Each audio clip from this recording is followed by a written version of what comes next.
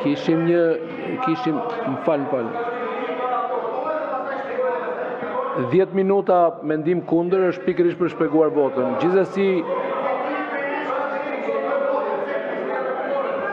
rregulloria ka 10 minuta për një mendim pro dhe një mendim kundër.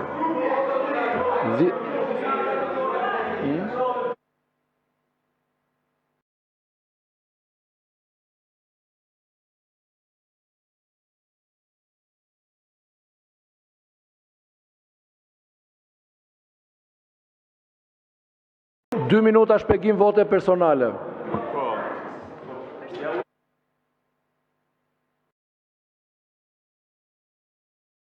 Dy minuta në rregullore, shpjegim vote personale.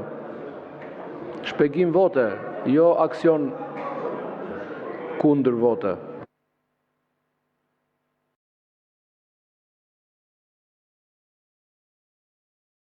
Hape kohën.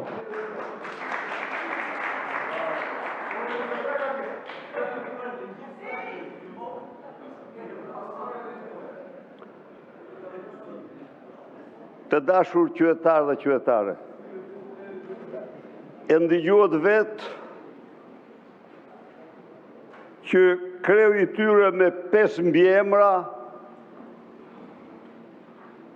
kërkon që shpjegimi votës të bëhet para se të votohet. Kjo kërkesë shpreh të gjithë brendin psiqike, ideologjike, identitare të këtij grupi parlamentar që pranon në krye një person si ai, i cili me një ndërhyrje të tillë tregon se nuk njeh as një ligj, as një parim, as një normë. Por unë jam këtu për të thënë dy fjalë. Në historinë e një vendi, kur nuk ndodh që paketa buxhetore të vijë pa paketën fiskale, sepse është vetëm paketa fiskale, burimi i krijimit të atij buxheti, kurse ju sillni këtu statistika kalpe, falso, për të mashtruar shqiptarët. Sidoqoftë, para kryeministrisë, qytetarë shqiptarë janë të vendosur të nisi një betejë etan epitas. Një betejë në kushtet pa barabarta, por një betejë në të cilën kanë të gjitha të drejtat dhe që atë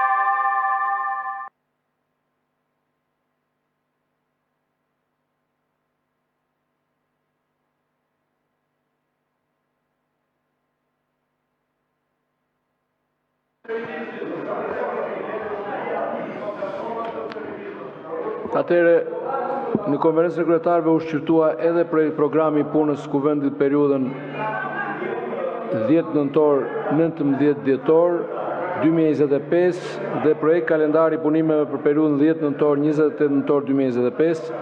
Në konferencën e kryetarëve nuk u arrit mirëkuptimi në bazë të nerit 27.4, ku në konferencën e kryetarëve nuk arrihet mirëkuptimi për programin dhe kalendarin e punimeve, kryetari i kuvendit e harton vetë dhe ja paraqet për miratim kuvendin në seancë plenare.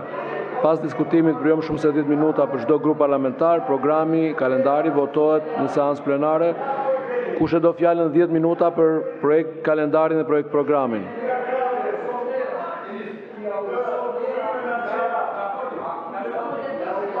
Atëherë, meqense s'ka kërkesë, kalojmë në votim. Program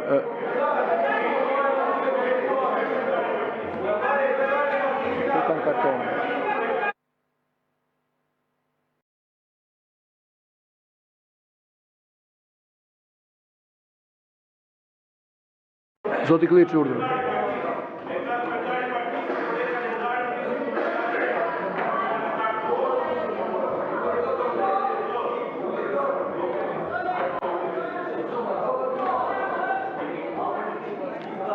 Atëre, 10 minuta për kalendarin, kush do të flasë?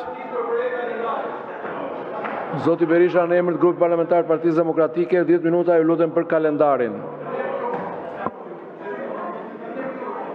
Të dashur qytetarë dhe qytetare,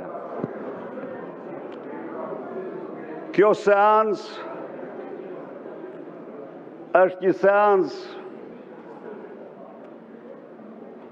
krejt tjetër nga çdo seancë që keni ndjekë gjërë sot. Këtu kanë sjell një ligj të quajtur në thojza për barazinë gjinore, por një ligj kryekput ideologjik, i cili bazohet absolutisht në përmbysjen e rendit gjinor, binar, shekullor dhe mbivjeçar, në përmbysjen e familjes dhe vlerave të saj, në përmbysjen e librave të shenjtë dhe moralit të tyre, në përmbysjen e të drejtës prindërore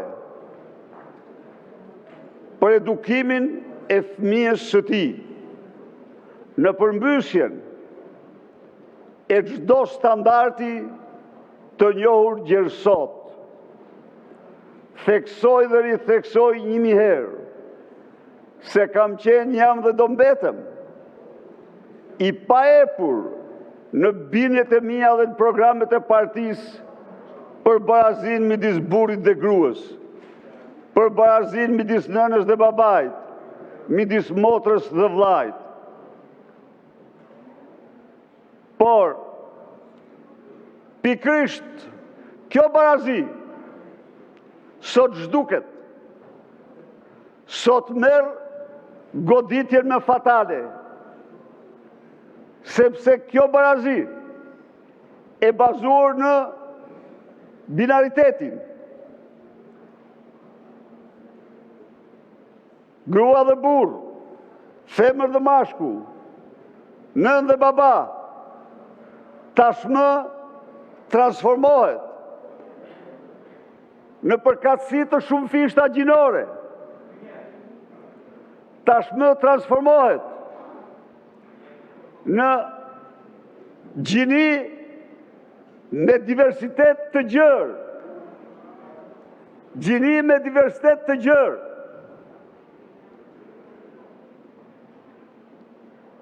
Duke përmbysur kështu Kushtetutën e Shqipërisë, nerët themelore të saj, të lirive të drejtave të njeriut, të lirisë së besimit, të drejtave të prindërve mbi fëmijët e vet, përmbysur kodin e familjes dhe kodet tjera, të dashur qytetarë dhe qytetare. Ky ligj i doktrinës post-marksiste, ekstremit të majtë më të rrezikshëm të kohrave, sepse Marksi nuk shkoi në përçudnimin dhe transfigurimin e familjes.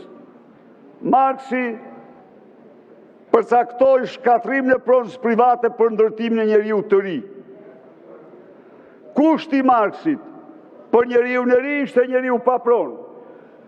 Kushti post-marksizme për njeriu në ri është njeriu pa familje.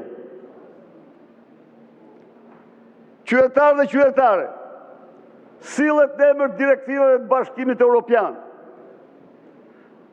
Ekspertë të shquar kanë pohuar se nga 10 direktiva të Bashkimit Evropian, në asnjërin prej tyre nuk flitet për përkatësi të shumë fish gjinore. Në asnjërin prej tyre nuk flitet për gjini me diversitet të gjerë, në diversitetin e tyre. Një gazetar më tha se ambasadori Gonzato ka kërkuar votimin e ligjit. I kërkoi të nderuarit ambasador, të nxjerrë cilat direktive Bashkimit Evropian e kërkon një gjë të tillë.